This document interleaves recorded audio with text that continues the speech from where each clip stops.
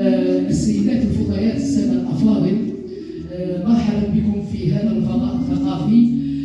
هذه الجائزة التي نشأت بمبادرة طيبة كريمة واحتفالة بالأديبة الراحلة من طرف جمعية أطهار العامرين وعلى رأسها الأستاذ القاص يعني الشيخ روان الحائز على لتقديم أجود ما جاءت به قريحتهم في مجال الحرف والكتابة الممتعة وتوسع المجال فأكثر لتصبح المسابقة مسابقة وطنية معروفة ينتظرها الأقلام كل سنة.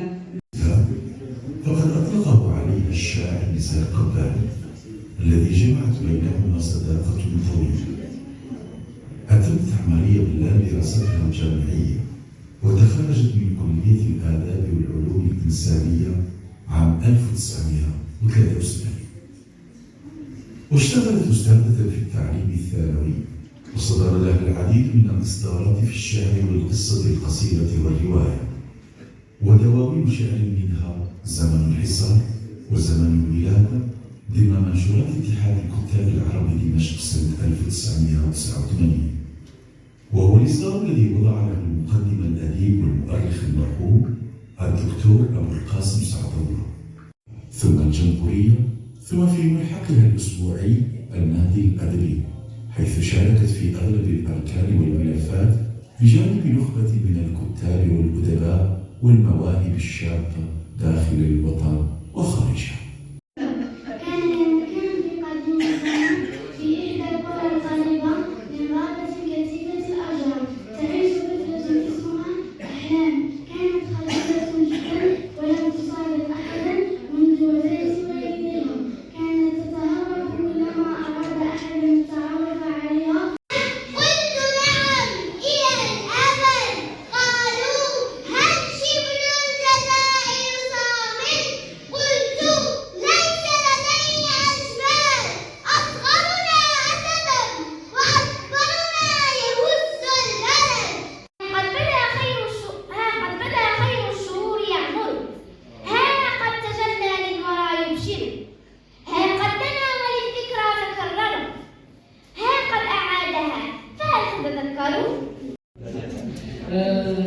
دعم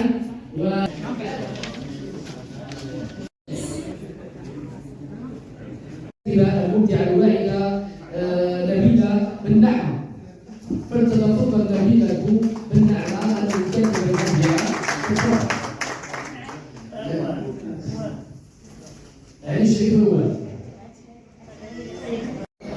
ورئيسة لجنة التحكيم للطبعة الرابعة من جائزة عين السهام الأدبية للقصة لسنة 2024 تبرر البراعم تنشئ هذا المالي، وكانت أول طبعة سنة 2024 طالبه المستفيد ومطالبته في إحياء وإفراغ والهم كتابة الشاعر مستوى الفن.